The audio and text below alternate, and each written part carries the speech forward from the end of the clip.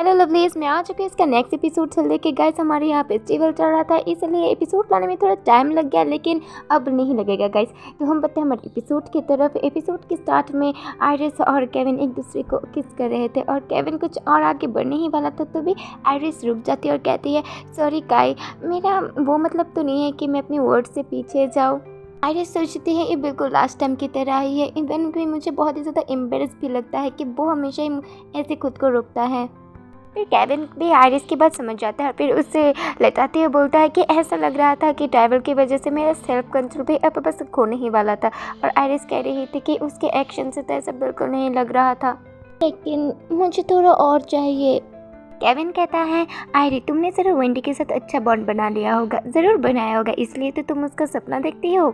हाँ, ऐसा है कि मैं जब उसे एक एप्पल खिलाने वाले थे उसने तो मेरा हाथ ही खाने की कोशिश की। आयरी की यूनिकॉर्न है ना, वो इंसानों को भी खा सकते, इसलिए तुम अपना ख्याल रखना। ओह हाँ, अब कहते हुए काय क्या तुमने लास्ट में मेरे ऊपर स्लिप स्टोन का इस्तेमाल किया था? ओह हाँ मैंने किया था, रुको कहाँ गया? ये देखो, ये रहा एक खूबसूरत स्लिप स्टोन एक ब्रेसलेट पर। तभी आयरिस भी उसे पकड़ने वाली थी, फिर काय उसे हटाकर कहता है आयरी इतना कैजुअली से टच मत करना। जो इंसान उसके पास मिजरेबल कंडीशन हो और उसे डेथ की चाहत हो, उसके लिए ये थोड़ा डेंजरस हो सकता है अगर वो उसके कांटेक्ट में आए। फिर आयरिस से कहती है काय क्या तुम्हें मैं एक मिजरेबल कंडीशन वाली इंसान लिखती हूँ, वो भी डेथ की इच्छा रखने वाली? आयरी कभी कभार ऐसा लगता है तुम बहुत ही ज़्यादा अंधेरे में हो। इवन तुम कभी कभी खुद को बहुत ही ज़्यादा कॉन्फिडेंट दिखाने की कोशिश करते हो, तब भी लगता है समटाइम तुम बहुत ही ज़्यादा अंधेरे में खींची जा रही हो।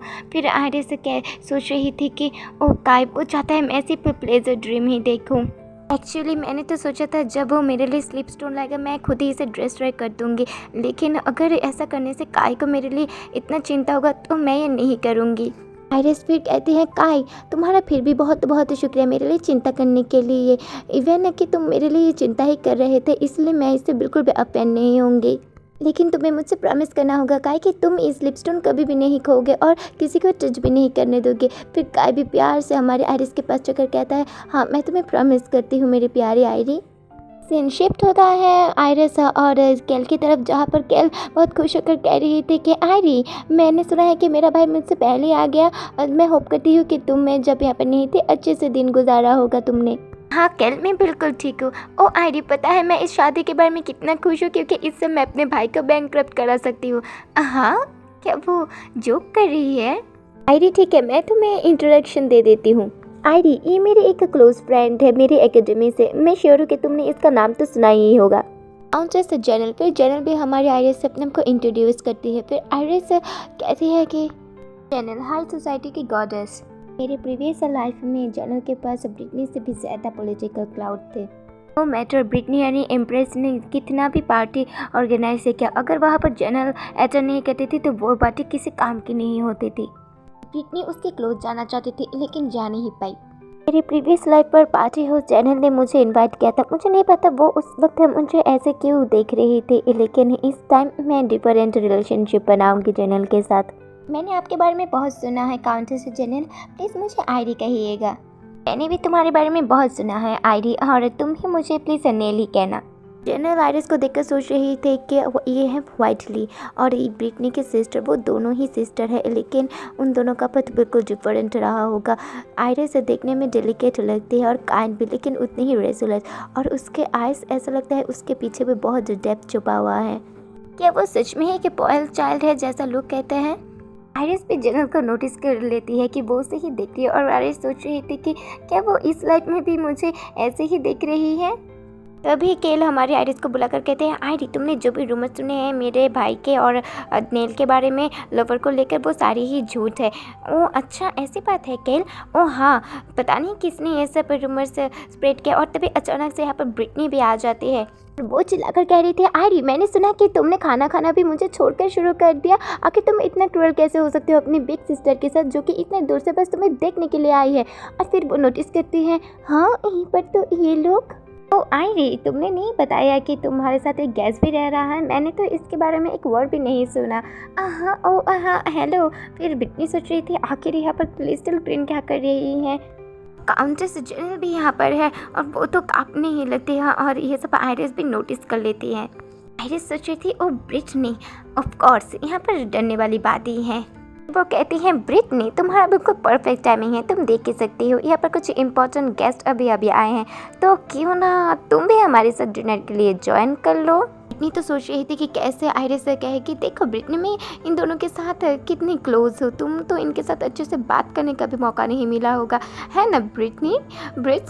और फिर अचानक से ब्रिटनी को शौक लगता है, वो रियलिटी में आती है जहाँ पर आयरिस उसे बुला रही थी। बात है ब्रिटनी तुम कुछ ठीक नहीं लग रही हो, तुम डिस्ट्रैक्ट लग रही हो, मैं कब से तुम्हारा नाम बुला रही थी।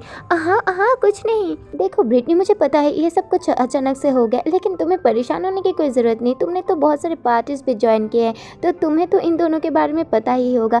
ओह हाँ ऑफ कोर्स। ब्रिटनी तुमने तो कहा था कि तुम जब भी पार्टिसिपेट जाती थी तुम्हारे दोस्ती करने के लिए सब लोग आ जाते थे, तो ये लोग भी तुम्हारे दोस्त ही होंगे। और तभी जनरल कहती है हाँ फ्रेंड्स हम लोग अभी अभी मिले हैं। हाँ आयरिस मैंने तुम्हें ये सब कब कहा।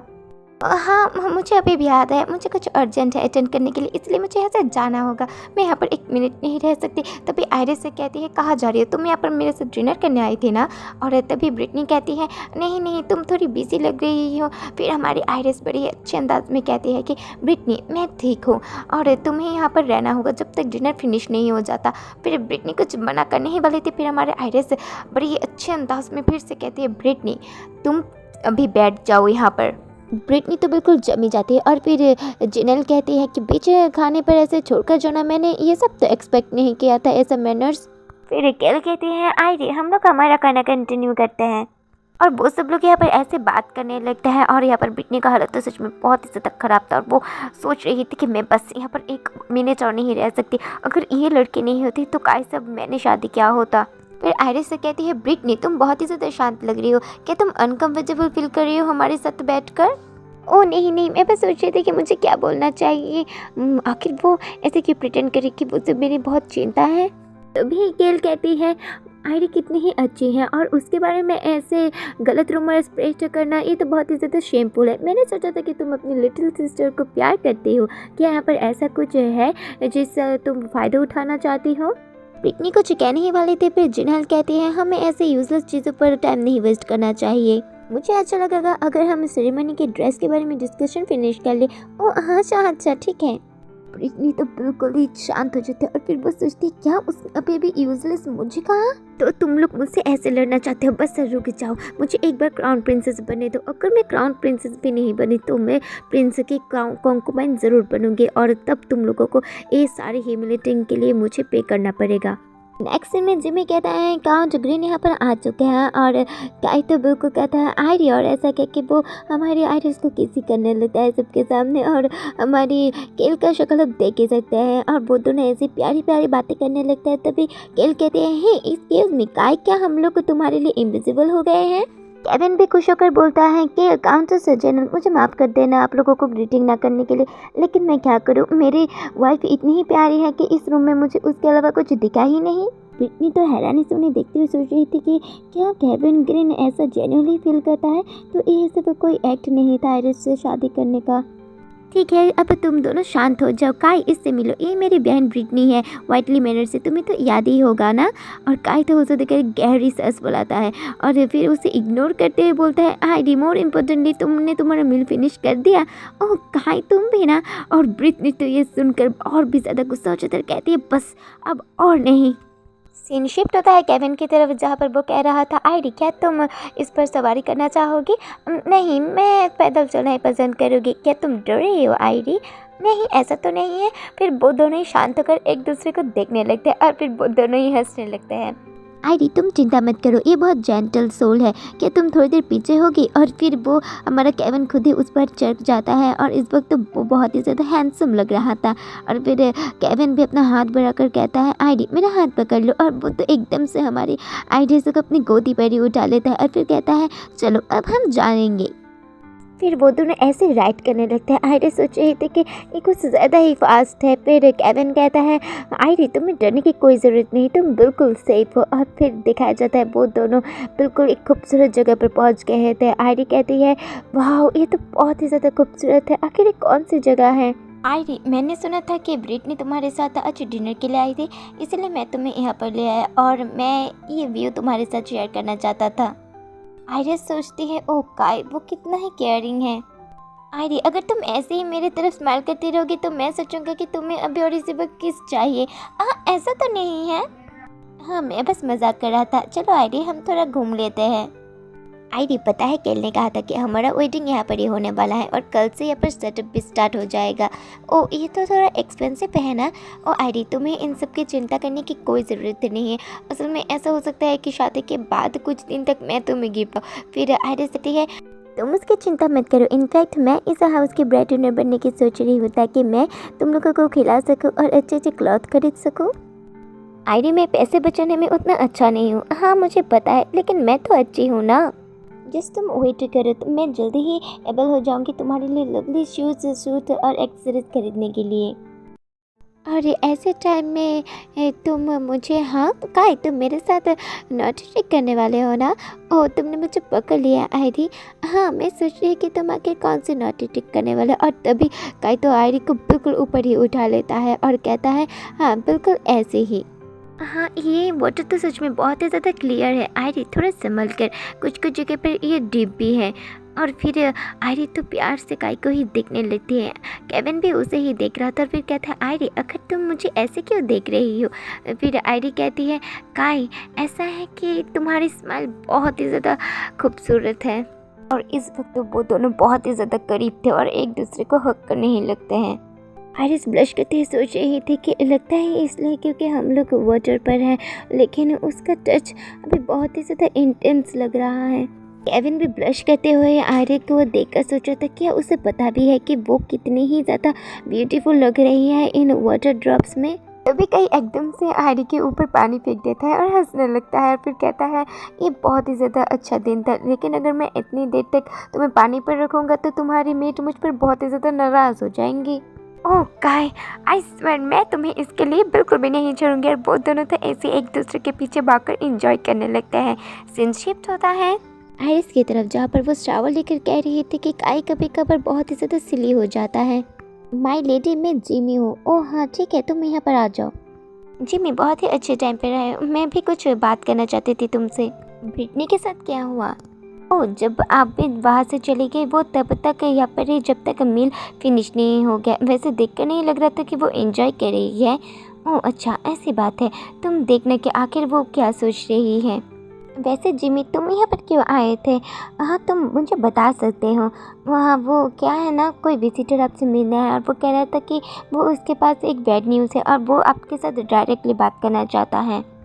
क्या कहा, एक गेस्ट। फिर दिखाया जाता है ये गेस्ट था गेस्चर। और फिर वो कह रही थी, गेस्चर बहुत दिन बाद मिले हो, ऐसे सडनली आने के लिए, वो भी बैड न्यूज़ के साथ। मुझे इसके लिए माफ़ कर देना लेडी आयरिस।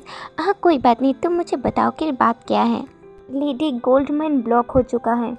तुमने कहा ब्लॉक हो चुका है। हाँ माय लेडी, पूरी तरीके से ब्लॉक हो चुका है। हमने इसे ब्रेक करने की बहुत कोशिश की, लेकिन ये इम्पॉसिबल है। सॉरी माय लेडी, आपने इस जॉब के लिए मुझ पर ट्रस्ट किया था, लेकिन गेस्चर, क्या तुमने नॉर्थ वॉल को चेक किया था। हाँ माय लेडी, मैं यहाँ पर खुद से गया था, लेकिन वो बोल्डर इतना ही घना और बड़ा था कि कोई स्किल्ड मैनर भी उसे तोड़ नहीं पाया। एक बम के बारे में क्या ख्याल है। क्या तुम लोगों ने बम को यूज़ किया है। ये सुनकर तो वो बहुत ही ज़्यादा शॉक हो जाता, चिल्ला कर कहता है, लेडी आयरिस, हम ये सब नहीं कर सकते, ये बहुत ही ज़्यादा डेंजरस है। मुझे पता है बहुत ही ज़्यादा फर्स्टेड है, लेकिन ऐसा करने से वो पूरा माइंड ही ख़राब हो सकता है। आयरिस तो बहुत ही ज़्यादा बेफिक्र होकर कहती, तुम चिंता मत करो, एक कोलैप नहीं होगा और कोई मरेगा भी नहीं। लेडी आयरिस, मैं समझ सकता हूँ आपकी फ्रस्ट्रेशन को, लेकिन जब तक हम ये सब करेंगे बहुत लेट हो चुका होगा। कुछ भी लेट नहीं होगा, मैं तुम्हें गारंटी देती हूँ। माय लेडी, जो कुछ भी हुआ मैं इसके लिए रिस्पॉन्सिबल हूँ, लेकिन आप जो करने के लिए कह रही है वो बहुत ही ज़्यादा डेंजरस मेथड है। सर गेस्चर, अब शांत हो जाइए और मुझ पर ट्रस्ट कीजिए, कोई भी रिग्रेट नहीं करेगा इसके लिए। तो यहाँ पर मैं अपने एपिसोड खत्म करती हूँ। अगर इसका अपडेट मिस नहीं करना चाहते तो चैनल कीजिए सब्सक्राइब, लाइक, कमेंट। और ब्लाइंड पीस का पार्ट 2 आने वाला है गाइस, तो इसलिए जिन्होंने अब तक सेकंड चैनल को सब्सक्राइब नहीं किया वो जाकर कर लीजिए, डिस्क्रिप्शन पर लिंक है। अच्छे से रहना, खुश रहना, बाय। चैनल को सब्सक्राइब कर दीजिएगा।